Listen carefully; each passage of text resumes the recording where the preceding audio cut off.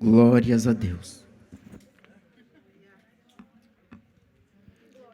Meus irmãos, recebam todos a paz do Senhor Jesus, amém? Quem está cansado aqui? Ouvi um amém ali. Glórias a Deus. Meus irmãos, que Deus seja louvado pela vida de todos os nossos irmãos, que Deus seja louvado pela nossa juventude, que Deus seja louvado pela nossa liderança, que Deus seja louvado por tudo isso que está acontecendo aqui. Amém? Creio que, assim como Deus falou ao meu coração, Ele irá falar também ao teu coração por intermédio desta palavra. E quero externar uma gratidão especial pela vida do meu irmão Kleber, meu amigo. Deus abençoe. Para mim é uma honra, um prazer muito grande ter você aqui comigo. Muito obrigado. Deus continue abençoando. Meus irmãos, quem trouxe Bíblia, abra comigo. Livro histórico do Novo Testamento, Atos dos Apóstolos, também conhecido como Atos do Espírito Santo. O capítulo é o de número 20, o verso é o de número 12. Amém? Você me traz um microfone de crente, Manu. Esse aqui não estou ouvindo nada aqui, não. Glória a Deus. Olha lá, baixa não, moço. Glórias a Deus. Meus irmãos, quantos vieram ouvir Deus falar? Quantos estão dispostos a ouvir o que Deus quer falar? Graças a Deus. Então, para acompanhar os nossos irmãos que já estão se levantando, vamos todos de pé? Atos, capítulo de número 20, o verso de número 12. Quero ser breve na minha palavra, mas quero que você entenda o que o Espírito Santo de Deus nos propôs para esta noite. Atos, capítulo 20, o verso é o de número 12, que diz: E levaram vivo o jovem e ficaram não pouco consolados. Mais uma vez, e levaram vivo o jovem e ficaram não pouco consolados. Você assenta glorificando a Deus pela palavra?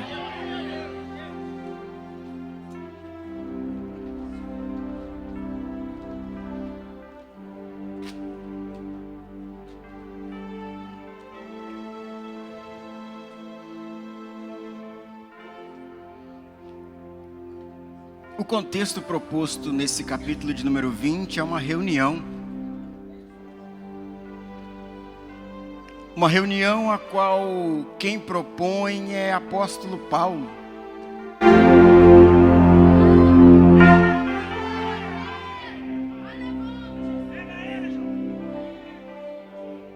Vou chamar o pastor para orar por ele.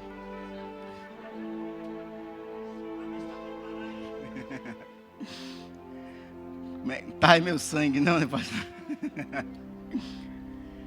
Gente, Paulo ele está em Troade e ele propõe aos irmãos se reunirem como de costume no primeiro dia da semana, conhecido como domingo, porque ele já passa ali uma semana e ele precisa ceiar com aqueles irmãos. Então eles se reúnem para partir o pão, que no outro dia ele segue as suas viagens missionárias. Só que quando eu falo de Paulo, muito me chama a atenção, porque falando de Paulo logo vem à nossa mente o autor de ao menos 13 cartas do Novo Testamento. Quando eu falo de Paulo, eu falo sobre um dos maiores implantadores de igreja. Quando eu falo de Paulo, eu falo de alguém que teve prazer em viver o verdadeiro evangelho, a ponto dele dizer que o viver para mim é Cristo, o morrer é lucro. Mas enquanto viver, eu faço a obra pela qual ele me chamou. Falar do apóstolo Paulo é falar de alguém que soube doutrinar inúmeras igrejas dentro da verdade, dentro dos ensinamentos que lhe foi ensinado pelo próprio Cristo. Falar do apóstolo Paulo também é dizer sobre um homem que foi levado ao terceiro céu.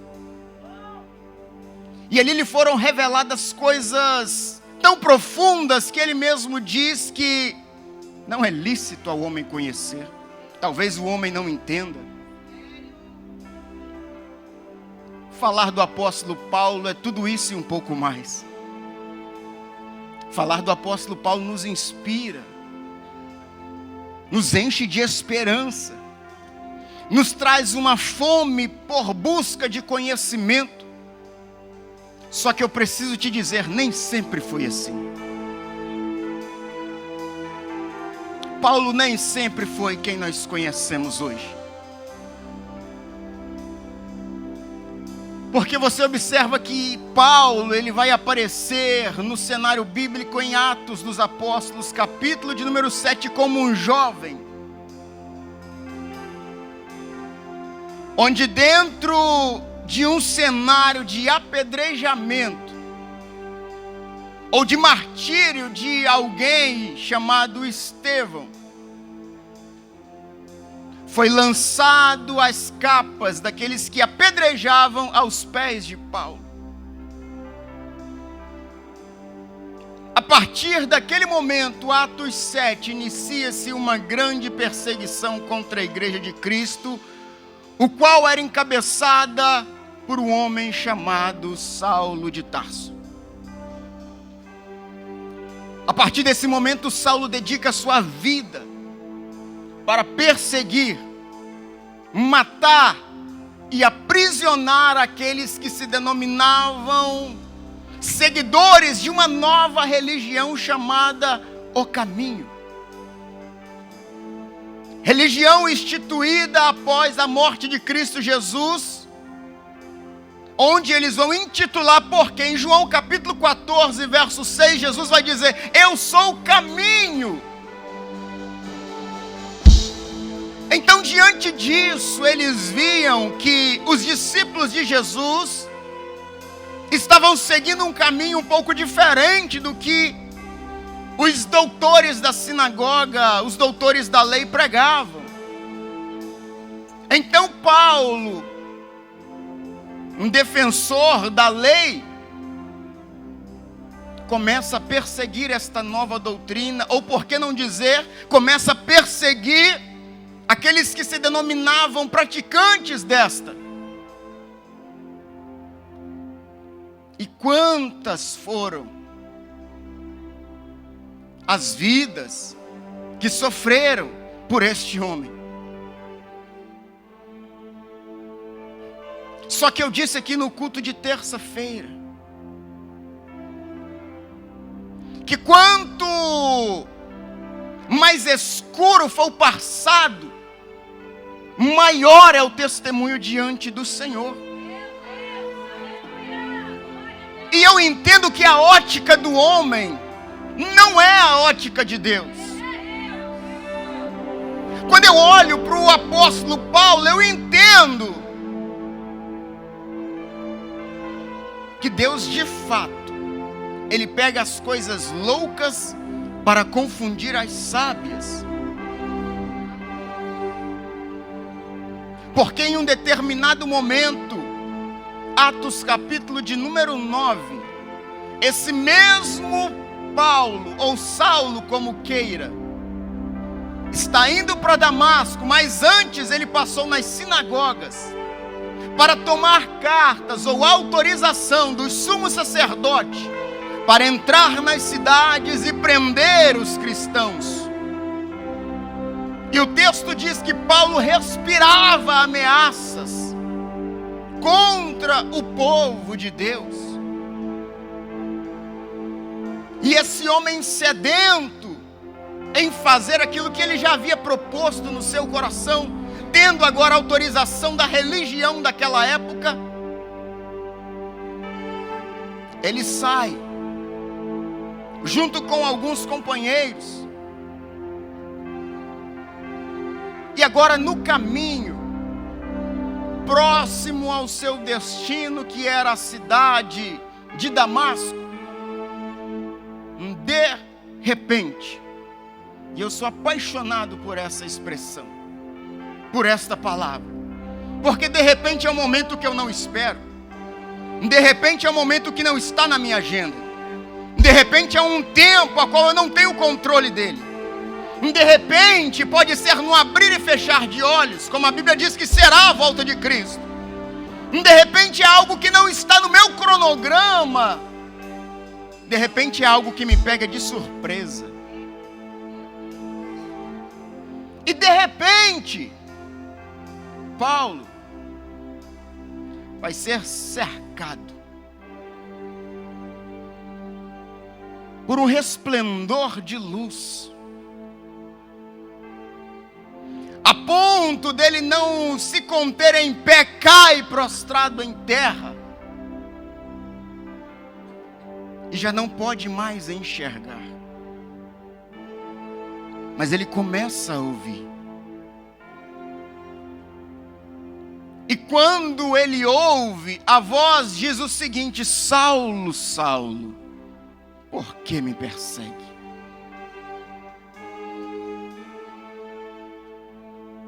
O que Saulo ouve é Jesus dizendo para ele: Saulo, Saulo, por que me persegue?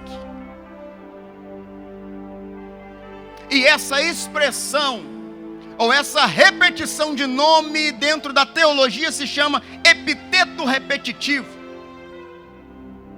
Era usado para dois propósitos. O primeiro é dizer: eu te conheço e te conheço bem. O segundo é: eu tenho um propósito e tenho pressa contigo.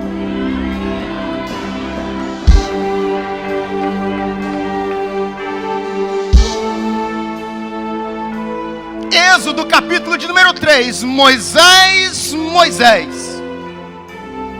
Atos capítulo 9, Saulo, Saulo.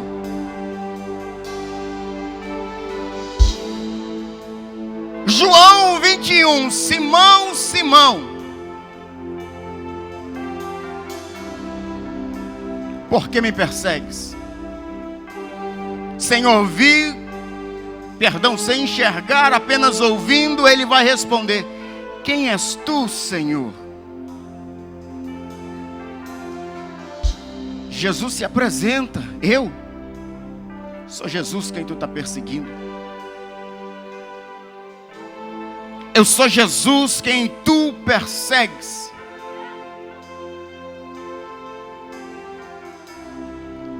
Agora Saulo vai fazer mais uma pergunta, que é: o que tu queres que eu faça? E Jesus continua o diálogo dizendo: olha, duro é para ti recalcitrar contra os meus aguilhões. Para quem não sabe, essa palavra ou essa expressão recalcitrar é dar coice como um animal. E aguilhão é uma ponta de ferro usada para conduzir a boiada para um determinado lugar. Então o que Jesus está dizendo: Saulo, você está dando murro na ponta de faca, você está dando calcanhazada numa ponta de ferro, ou seja, você está machucando a si próprio. Então Jesus dá um endereço para ele: entra em Damasco. Seu destino não é Damasco, então pode continuar seguindo o teu destino, só que o propósito de lá agora é diferente. Eu acho que o altar entendeu. Saulo, você pode continuar o teu caminho, mas o propósito agora é completamente diferente.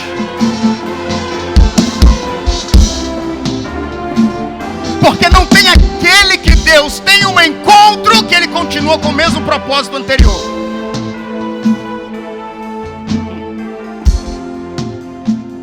Vai, entra em Damasco, vai em uma rua chamada direita, procura ali um homem por nome de Judas.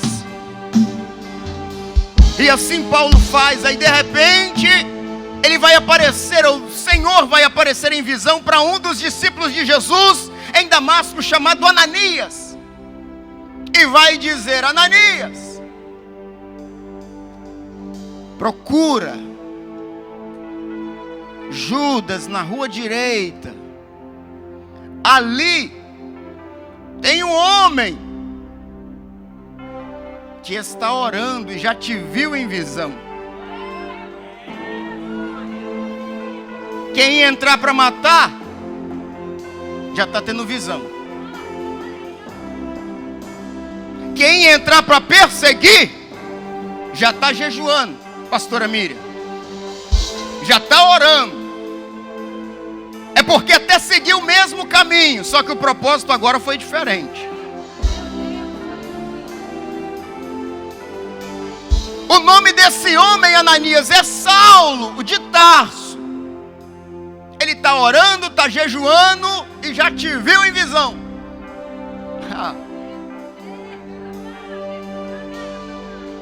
Só que tem um problema.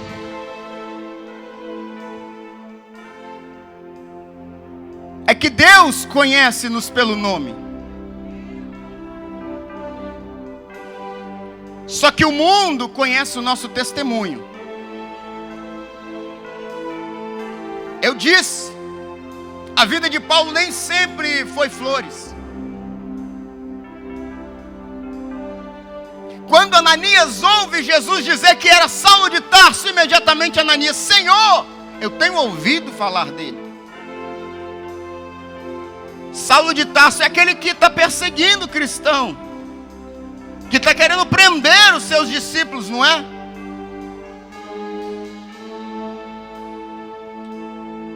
Talvez Ananias vai questionar: Senhor, está maluco? Eu sou um alvo dele. Eu deveria seguir caminho contrário. Eu vou ir até ele. Vai facilitar as coisas. Qualquer um pensaria a mesma coisa, irmãos. Só que o verso de número 15, Jesus vai falar mais uma vez. Do capítulo de número 9. Ali Jesus vai encerrar o diálogo com Ananias dizendo: olha, vai. Porque este é para mim um vaso escolhido.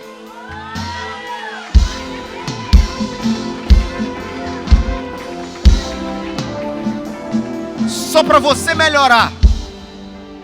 Ananias está dizendo: eu não vou, não serve, não presta, não tem jeito, o propósito dele é completamente contrário àquilo que eu prego. Só que eu disse, Deus não olha pela ótica humana. É por isso que ele fala: Samuel, não olha para a aparência, Samuel. O homem vê aquilo que está por fora. Eu conheço aquilo que está por dentro. Ananias, você vai, porque ele pode não ser para você, mas para mim ele é. Talvez Deus está falando com alguém aqui que o mundo está dizendo: não é, não pode. Mas Deus já olhou e disse: eu encerro o assunto, ele é para mim. O que importa é a minha opinião, não é a tua. O que importa é a minha escolha, não é a tua. O que importa é o que eu falei, não é o que você acha. O que importa é o que eu já decretei do céu, não é o teu pensamento a respeito. É Deus dizendo para alguém que nesta noite: esquece o que o mundo está dizendo, ouve o que os céus dizem.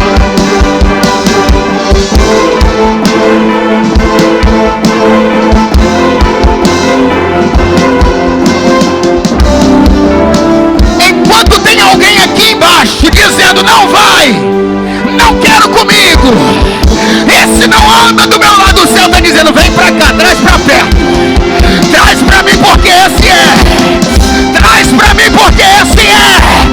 Se levará que tu ia rebadava, e que tu ia até o céu está gritando aqui nessa noite: para mim é, para mim é, para mim é, para mim é, para mim é. Só quem é sobe bola.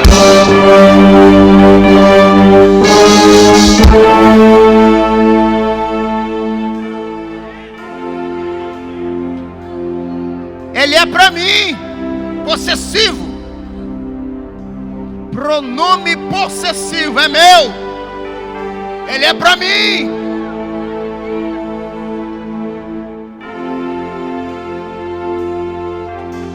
Ananias, baixa a orelhinha, daqui a pouco está batendo na porta de Judas. Ô irmão Saulo, guarda o Senhor. Eu estava lá em casa, aí Jesus, o que te apareceu no caminho, me mandou vir cá orar por você. O altar já entendeu. Quem está te rejeitando hoje, amanhã vai ter que mentir.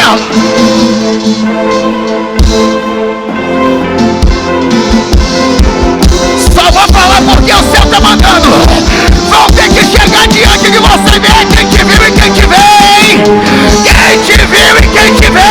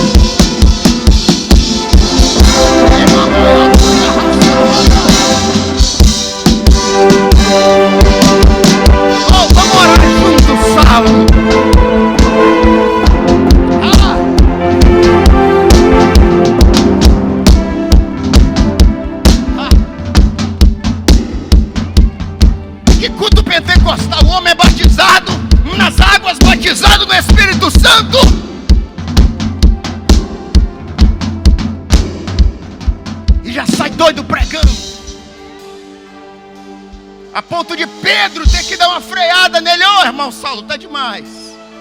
Pera aí. Vai devagar, cheguei primeiro.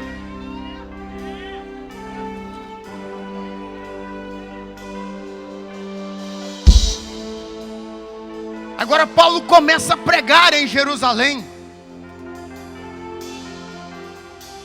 E os olhos começam a ver. Pera aí, mas ele ali não era o que estava perseguindo? Aquele ali não é o que tem autorização da sinagoga para nos prender? Que é isso? O pessoal fica sem entender, o povo fica atônito, ouvindo Paulo pregar a Cristo.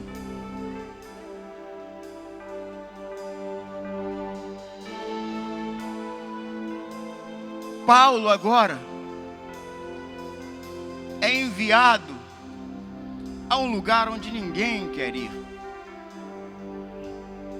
Deserto.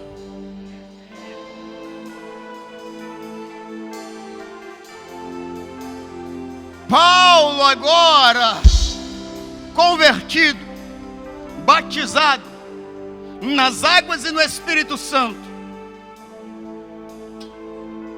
pregador do Evangelho, está doido para exercer a função, é mandado para o deserto da Arábia. E ali ele fica cerca de 3 anos. Só que em um certo momento, alguém vai se levantar na congregação e vai dizer: vamos separar homens cheios de Deus para mandar lá para Antioquia, porque Antioquia era uma obra pequena, pastor Wellington. Antioquia era uma obra que estava no início.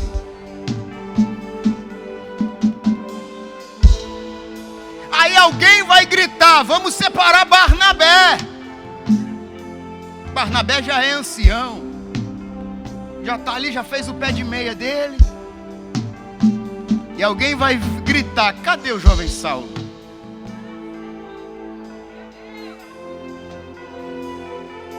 Traz para mim o jovem Saulo. E Saulo e Barnabé vão para a igreja em Antioquia. Antioquia, para quem não sabe, foi o primeiro lugar onde nós, servos do Senhor, fomos chamados de cristãos pela primeira vez. E o motivo é porque o povo olhava eles passando e dizia: anda como Cristo, fala como Cristo, veste-se como Cristo. Eles parecem pequenos cristos. É por isso que eu particularmente não gosto que me tratem como crente, porque crente é alguém que crê. Se eu creio nessa caixa, eu sou crente. Se eu creio nesse microfone, eu sou crente. Eu demonstro fé em algo. Mas agora, quando alguém me trata de cristão, pastor Elaine, é ele dizendo: eu vejo Cristo em você, eu vejo Cristo em você, eu vejo Cristo em você. Eu não sei porquê, mas foi para o lugar que Paulo foi enviado que essa expressão saiu. E ele, em 1 Coríntios, ele vai dizer: segue meus imitadores como eu sou de Cristo. Eu não entendi. Talvez tenha alguém mais inteligente do que eu aqui, para ver se entende. Porque o lugar onde Paulo foi levado, surgiu a expressão de alguém que se parece como Cristo. Aí tempos depois ele está dizendo: faz o que eu faço. Faz o que eu faço porque eu faço o que ele faz. Eu me assemelho a ele, então me segue, me acompanha. Será que tem cristão aqui nessa noite? Será que tem alguém que faz o que ele faz? Será que tem alguém que veste?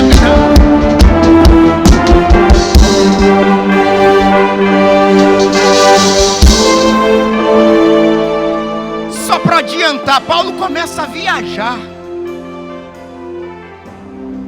Paulo não se contém em ficar em um lugar só, ele começa a viajar. Viaja para a Ásia, todas as pequenas regiões da Ásia. Paulo vai para a Grécia, Paulo vai para a Macedônia. E é interessante que em grande parte dessas viagens, ele diz: o que nos espera é prisões e açoites. Mas nunca deixou de ir, porque sabia que o propósito revelado a ele em Atos 9 era muito maior. Ele entendeu. Agora Paulo determina ir para Macedônia, passa pela Grécia, e ele resolve voltar para Macedônia. Só que eles vão revelar sobre uma emboscada que os judeus estavam fazendo para ele. Então ele chama alguns amigos próximos e vai dizer: olha, nós precisamos cortar a volta. Vamos dar uma passada ali em Troade para ver como é que está a igreja ali, como estão os irmãos. Então os seus amigos vão primeiro, e Paulo, aproximadamente 5 dias depois, ele chega. Fica ali 7 dias, até que chega no primeiro dia da semana, o domingo, onde véspera de quando Paulo partiria para mais uma viagem.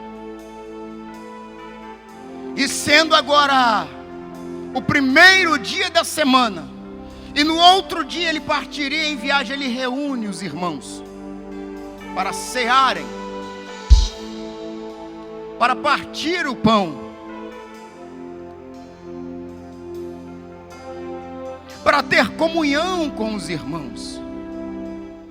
Eles vão se reunir em um lugar chamado cenáculo. Cenáculo geralmente era no terceiro andar de uma casa.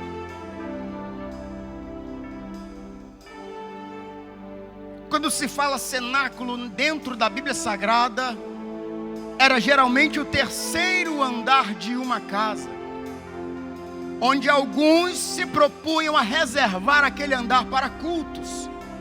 Você vê que a última ceia de Jesus foi no cenáculo, foi no terceiro andar. E o texto diz que Paulo era o pregador da noite. E ele começa o seu discurso. E ele prolongou até meia-noite. Falta pouco.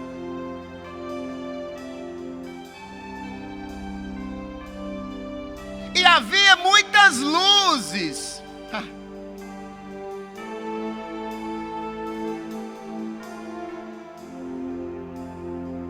E havia muitas luzes no cenáculo, onde todos estavam juntos. Paulo está pregando. O lugar está todo iluminado. Está todo mundo junto. Aí o verso de número 9 dá uma ênfase em algo, ou em alguém, um jovem. O nome dele é Eutico. Está sentado na janela.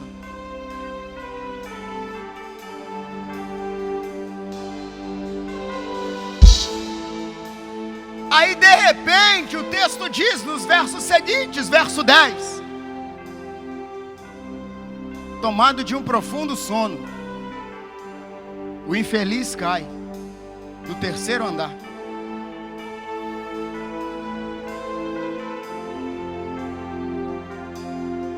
Só que tem um problema nessa queda dele.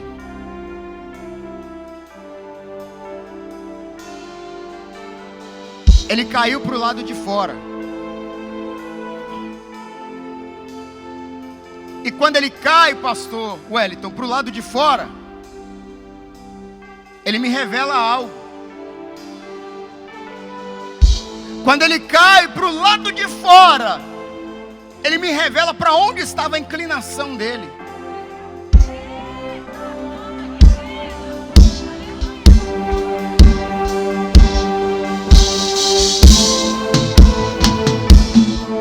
Porque tem gente que até entra, mas a inclinação... Porque tem alguém que até vem, mas a inclinação dele... Deixa eu traduzir. Tem alguém que até está aqui dentro, mas o pensamento dele...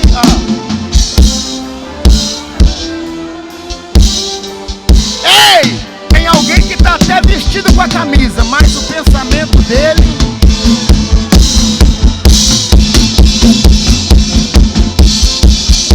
Desculpa, gente, eu nunca cortei volta.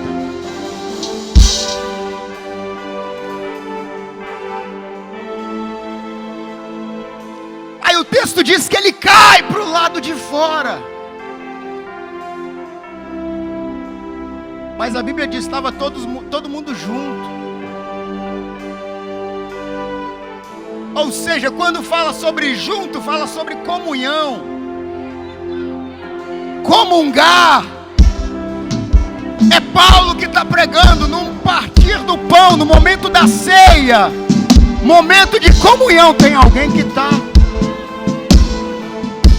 Só que não foi ninguém que colocou ele lá, ele mesmo escolheu ir.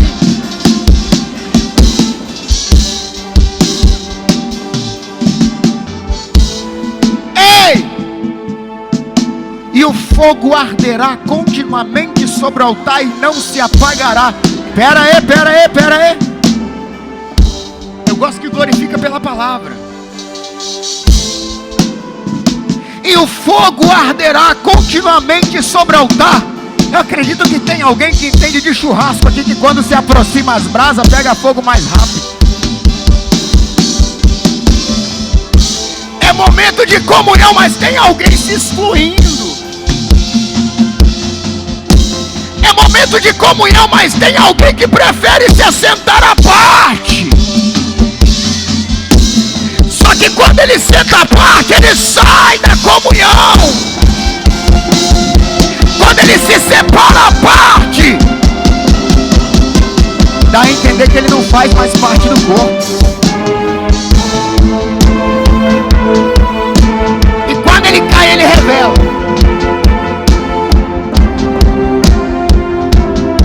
Quando ele cai, ele revela. Eu estou aqui, mas a minha visão está nos portos. Porque Troade era uma cidade portuária. Existiam vários cais que atracavam os navios cargueiros de mercadoria. Deixa eu usar uma linguagem bem jovem. Eu estava viajando. E quando você vem para o lugar de comunhão e não comunga, a queda é iminente. Espera aí, mas o texto diz que quando ele cai, está morto, morreu, caiu do terceiro andar e morreu. Mais uma revelação. Até estava no lugar da comunhão, mas já estava morto. Ó, gente, não era eu, era Paulo pregando. Como é que dorme? Ah, Patrick, mas o discurso dele foi longo. Pera aí, a série na Netflix de sabe Deus quantas temporadas. Agora quando é a palavra dá sono, dá licença.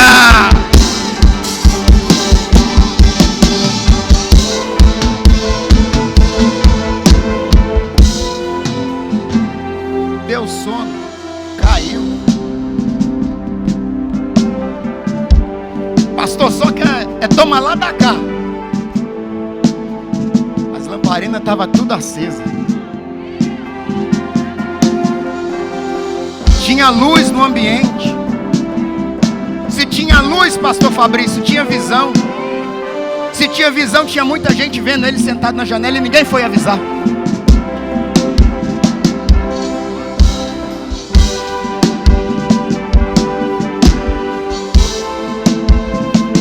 O problema da iluminação é que ela revela.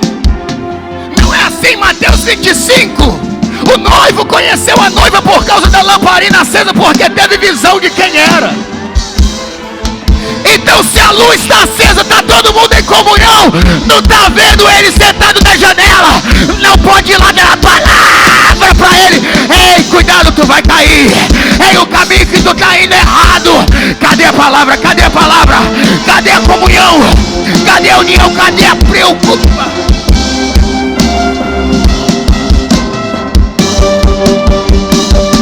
Porque também tem muita liderança que está cega.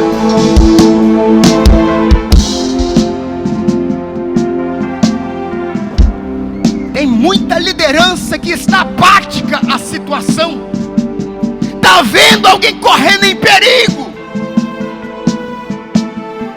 e não vai dar uma palavra. Talvez vai lá e dá um empurrão ainda. Cai, miserável.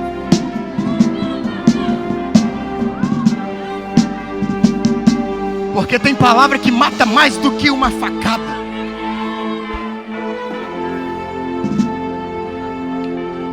E só para quem conhece de Bíblia e ao mesmo tempo conhece de ciência e biologia, Hebreus vai dizer que a palavra do Senhor é uma espada de dois gumes que penetra até a divisão da alma e do espírito. Sabe o que é a morte? É quando a alma se separa do teu espírito, deixando o teu corpo no pó. A palavra ela tem limite para ir, porque se ela atravessa essa fronteira, ela mata. A palavra ela vai até.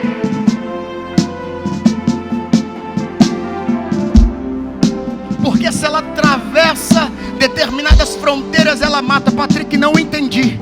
É Deus dizendo: cuidado com a palavra que tu vai liberar sobre a vida de alguém. Porque tem palavra que traz vida, mas tem palavra.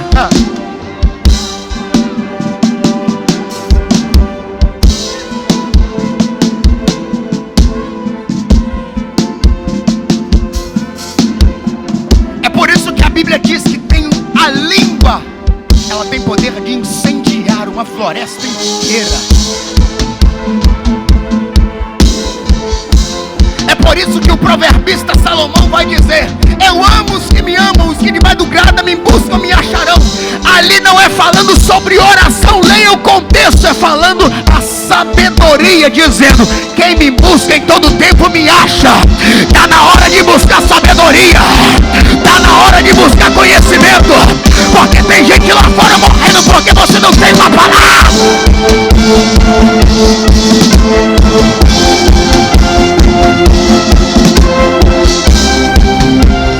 O jovem morreu.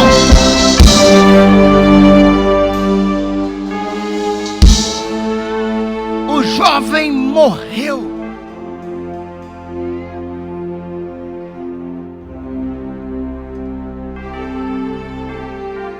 Só que eu disse, tinha Paulo no culto.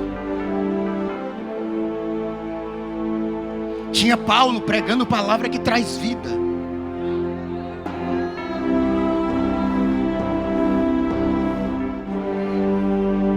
Alguns vão declarar: está morto. Porque o texto diz, o verso de número 9, a parte final: e ele foi levantado morto. Depois que está morto, quer levantar? Se você não tem o poder de dar vida, não teve nem a intenção de evitar a morte, agora morreu, quer tentar levantar? Pode um cego guiar outro cego, porventura ambos não cairão no buraco. Quem está morto não tem condições de entregar a vida a alguém. Só que tinha Paulo no culto, e Paulo entendeu que a palavra que ele pregava era para trazer vida. É por isso que ele interrompe o discurso, porque ele diz: palavra que não gera vida, pastor Wellington.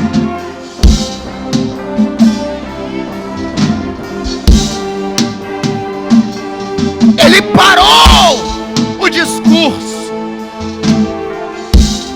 fez o seguinte: desceu.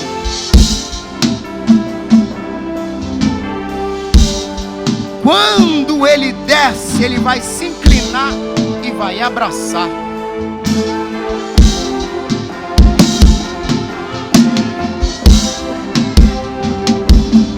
Era Paulo dando exemplo. O que vocês devem fazer é abraçar.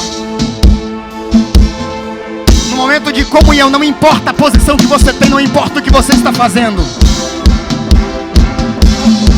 não importa o que você está fazendo, não importa a posição que você tem, você precisa abraçar, independente de quem seja. Não espera morrer para ter iniciativa, não. Era Paulo dizendo: eu sou Paulo, estou pregando palavra, mas se a palavra que eu prego não gerar vida, de nada vale.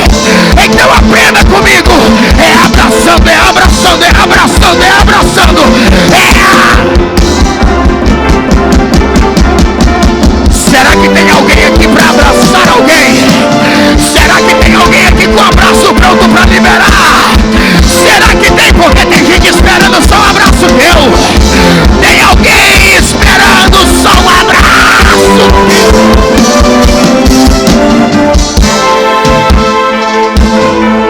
Ei, o teu abraço pode dar vida para alguém. O teu abraço pode mudar a vida de alguém. O teu abraço pode trazer esperança para alguém.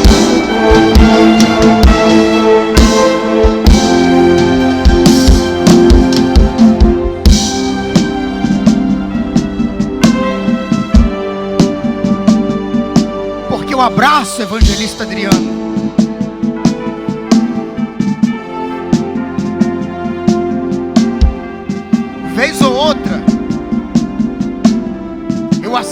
algumas programações de sobrevivência. Sobrevivência na selva, em determinados climas. E quando se estão em um grupo de pessoas, ou ao menos 2 pessoas, para se esquentar, eles usam um abraço. Porque dentro disso é física. O calor do meu corpo te aquece, e o calor do teu corpo me aquece. Comunhão. Quando Paulo, para o seu sermão, desce, se abaixa diante do jovem e o abraça, ele diz aqui: fica tranquilo.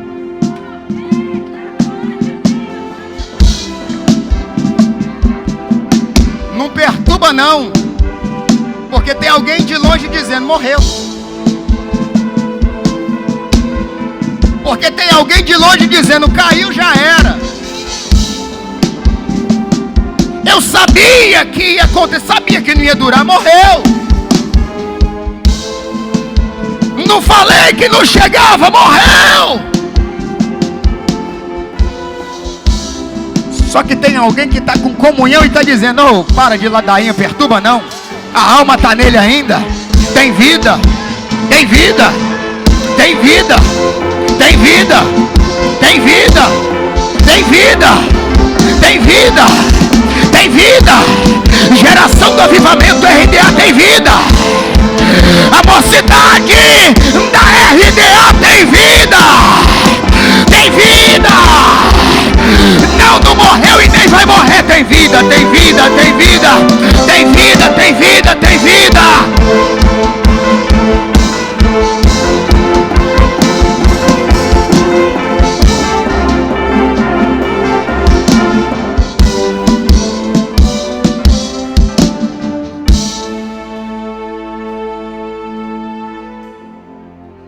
Tem vida.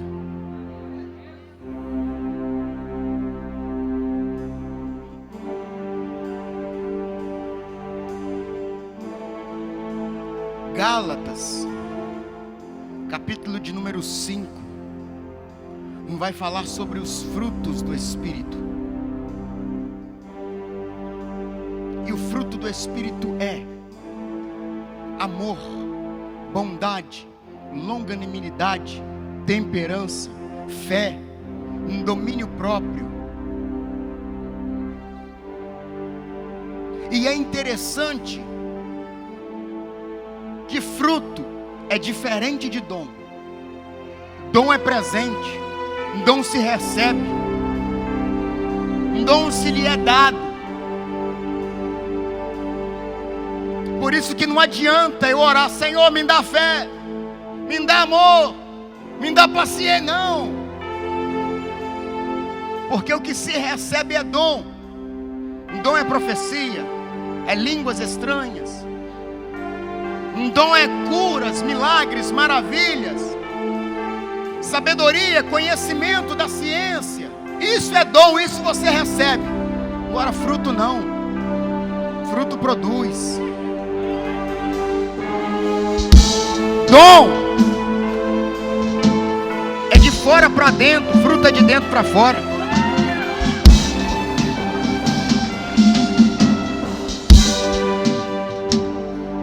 Dom é de fora para dentro, mas fruto não. Fruto precisa ser produzido.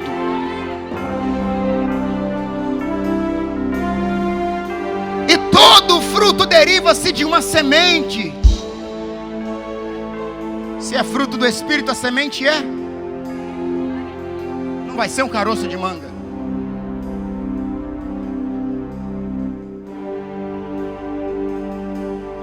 Só que é o seguinte: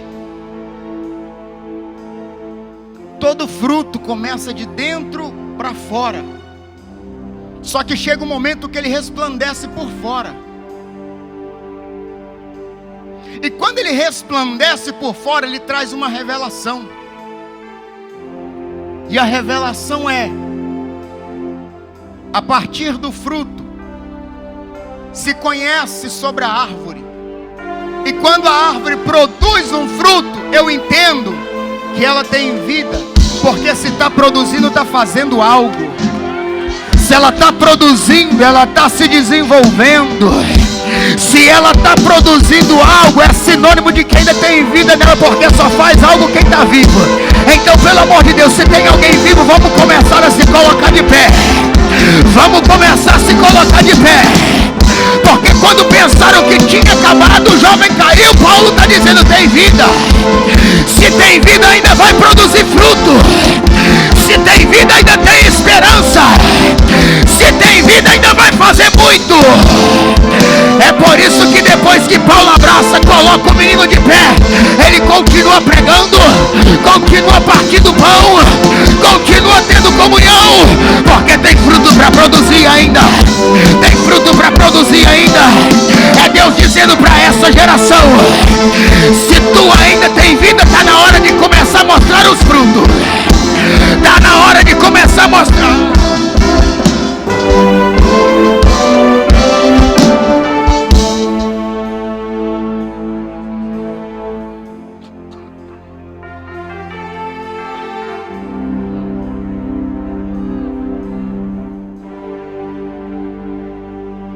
Isso é interessante demais. Eu aprendo muitas coisas nesse texto. A primeira delas é que em um momento de comunhão sempre haverá alguém à parte da comunhão. Num ambiente como esse de comunhão sempre haverá alguém com uma mente dividida.